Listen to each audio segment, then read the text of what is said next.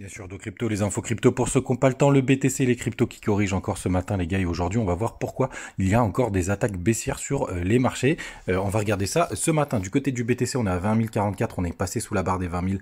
Je crois que c'était cette nuit, on perd 2,5%. Ethereum qui prend un peu plus cher, qui perd 5%. On est juste en dessous des 1100 $. Le reste de la map est assez rouge ce matin.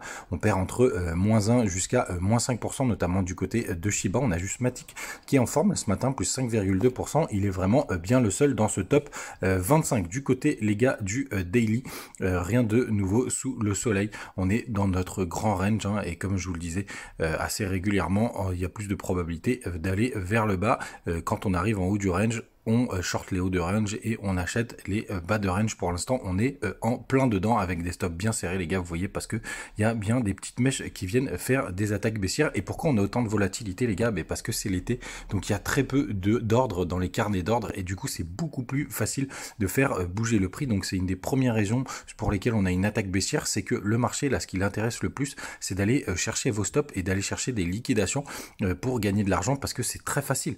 Donc là, pour tous les market makers, c'est vraiment un grand bonheur. Et là, pour le coup, on a plus de probabilité d'aller en bas du range aujourd'hui, enfin pas aujourd'hui, mais dans les prochains jours, plutôt que de remonter. En tout cas, c'est ce que le marché est en train de nous faire, puisqu'il y a quand même pas mal de liquidités à prendre.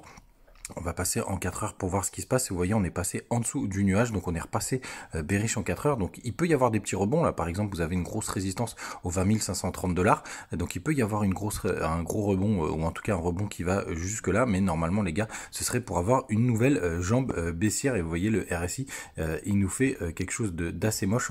Et pour le coup, la target, elle pourrait être vraiment sur ce point bas de RSI, en tout cas en 4 heures. Donc c'est vraiment pas terrible. Du côté des long short ratio, hier je vous ai fait une petite vidéo pour vous montrer, regardez, tout le monde achète et est en train de buy the dip, donc c'est à dire que tout le monde essaye de rentrer en position longue. Donc vous avez 62% des gens qui sont en position longue alors que le marché baisse et qu'il n'y a pas encore d'achat sur le spot. Donc pour le coup, vu qu'il n'y a pas de liquidité, c'est très facile pour les market makers de faire baisser le prix. Je vous montre directement sur l'appli que j'utilise en ce moment pour trader, donc qui est Budget. N'hésitez pas si vous voulez vous essayer, il y a pas mal de bonus, je vous laisse les liens comme d'habitude. Et vous voyez là, le plus de probabilité, c'est quand même d'aller chercher les liquidités et les stops qui sont situés par exemple en dessous des 19 250 $.